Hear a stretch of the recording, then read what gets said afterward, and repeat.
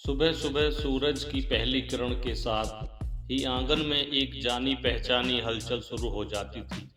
नीम की डाल से टकराती रोशनी जैसे ही जमीन पर फैलती, वैसे ही तुम्हारी चहक भी मेरे कानों तक पहुंच जाती। तुम्हारी वो चूं चूं कोई साधारण आवाज नहीं थी, वो मेरे लिए अलार्म थी। एक अपनापन था, एक रिश्ता था।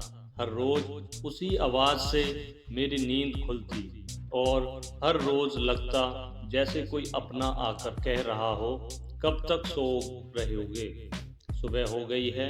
कभी कभी तो सच में तुम्हारे भीतर मुझे माँ की डांट, बहन की चिंता और पत्नी का स्नेह, तीनों का एक साथ दिखाई दे जाते थे।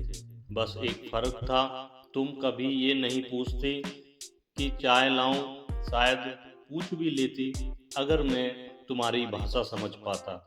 लेकिन भाषा समझ में न आने के बावजूद तुम्हारी आवाज में जो अपनापन था, जो स्नेह था, उसे मैं महसूस करता था। इतने बड़े घर में उस वक्त सिर्फ मैं और तुम ही तो थे, न कोई बातचीत करने वाला, न कोई हालचाल पूछने वाला।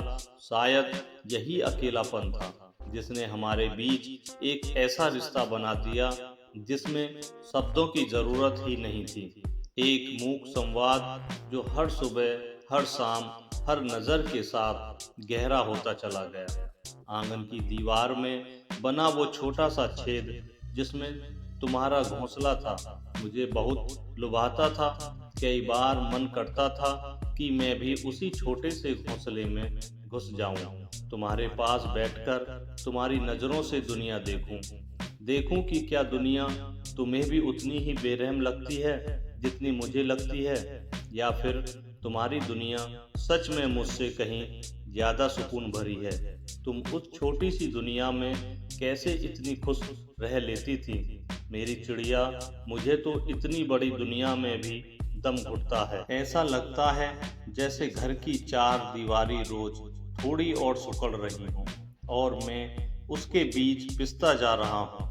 कभी कभी लगता था कि तुम मुझसे सवाल करती हो बिना बोले कि मैं तुम्हारी हर परेशानी कैसे समझ लेता हूँ। तुम्हारे पंखों की बेचैनी, तुम्हारी आवाज की घबराहट, तुम्हारी आंखों की चिंता, सब मुझे साफ दिखाई देता था। शायद इसलिए क्योंकि मैंने जिंदगी को बहुत करीब से देखा है, उसके हर रंग को, हर जख्म को, हर हार और हर जीत को। मैंने सीखा है कि बिना शब्दों के भी दर्द पहचाना जा सकता है। मैं बस तुम्हें उन तकलीफों से बचाना चाहता था जिनसे मैं खुद गुजर चुका हूँ।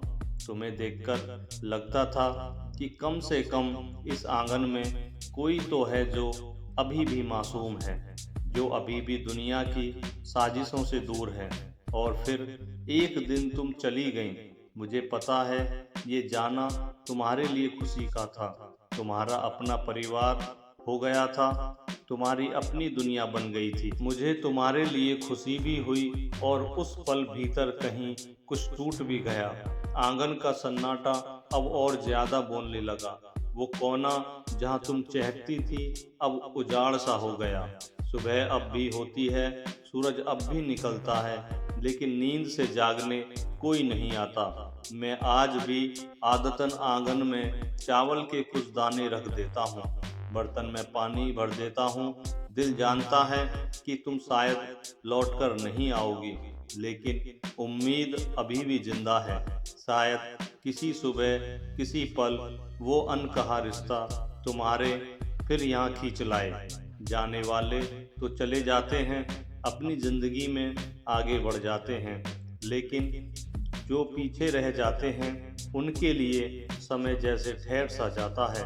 आज भी कई बार मेरी नज़र अनायास ही तुम्हारे पुराने घोंसले की ओर चली जाती है, इस उम्मीद में कि किसी सुबह जब मैं आँख खोलूं तो सामने से तुम झांकती हुई दिख जाओ और आंगन एक बार फिर जिंदा हो जाए।